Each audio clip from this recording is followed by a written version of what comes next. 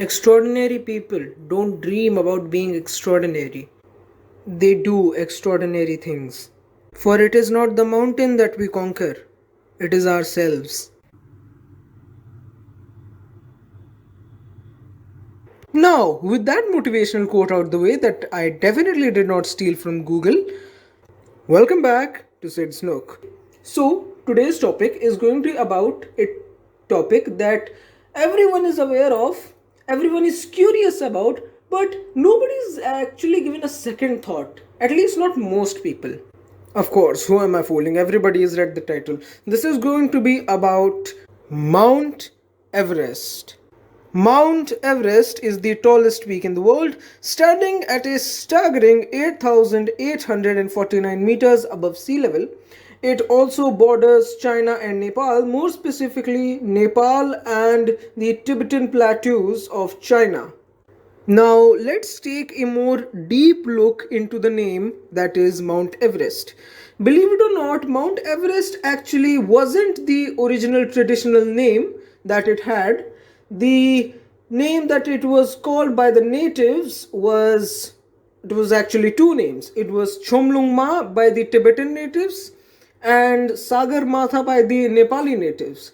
The name Mount Everest actually came from a man named George Everest. Though George Everest wasn't actually the one who named it after himself, it was named after George Everest an exact year before George Everest's death. Now, I'm constantly taking this name George Everest. George Everest this, George Everest that. Who is this George Everest? And why was he so important that an entire mountain, the tallest mountain in the world in fact, was named after him?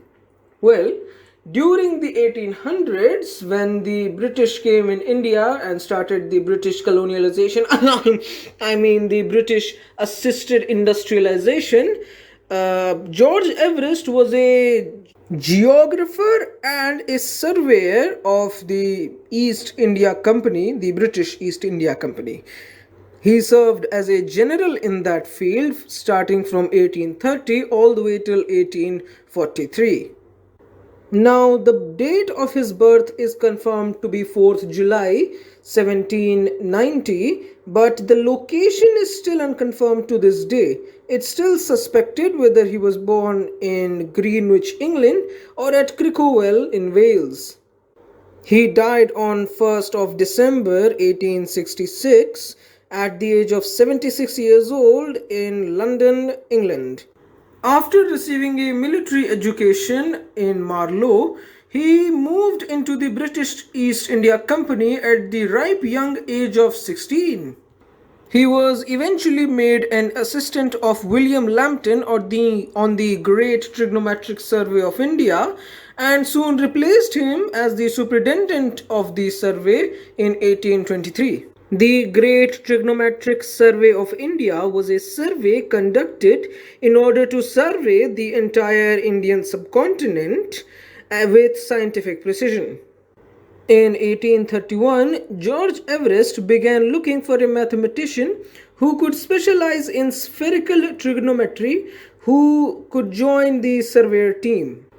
George Everest later encountered a man named John Tyler, who was a renowned mathematician in the Hindu College, also known as Presidency College in present-day India, who suggested a pupil of his named Radhanath Sikdar, who at the time was only 19 years old. Radhanath Sikdar was born on 5 October 1813 in Calcutta under the Bengal Presidency in India.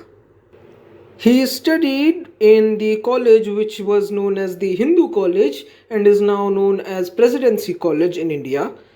By the age of 11 years old, he was one of the first two Indians to read Isaac Newton's Principia, and by 1832 he had studied Euclid's Elements and Thomas Jefferson's Fluxion and Analytical Geometry and Astronomy by Windhouse.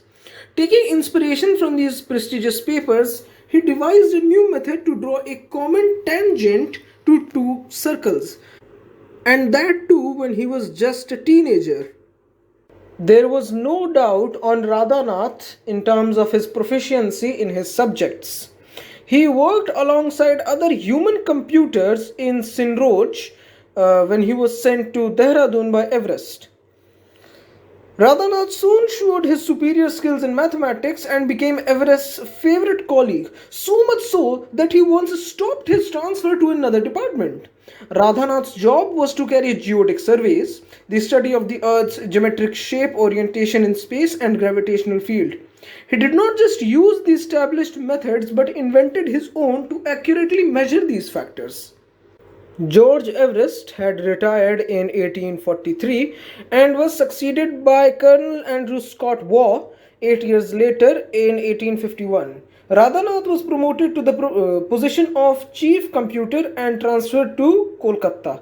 There he was also a superintendent for the meteorological department.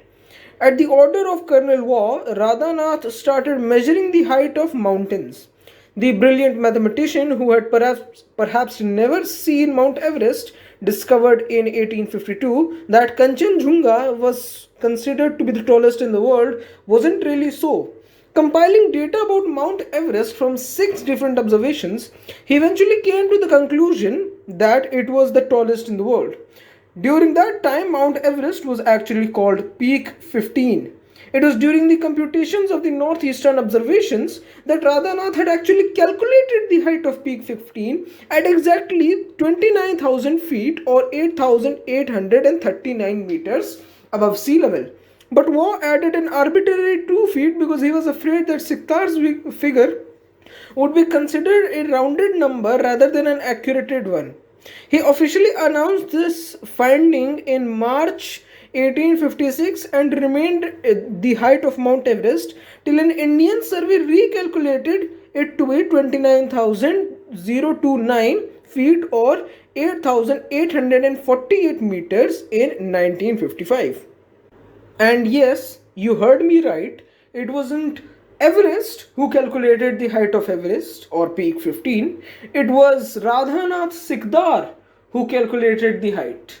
So, I leave it to you whether what you think should be the name or at least should have been the name of Mount Everest.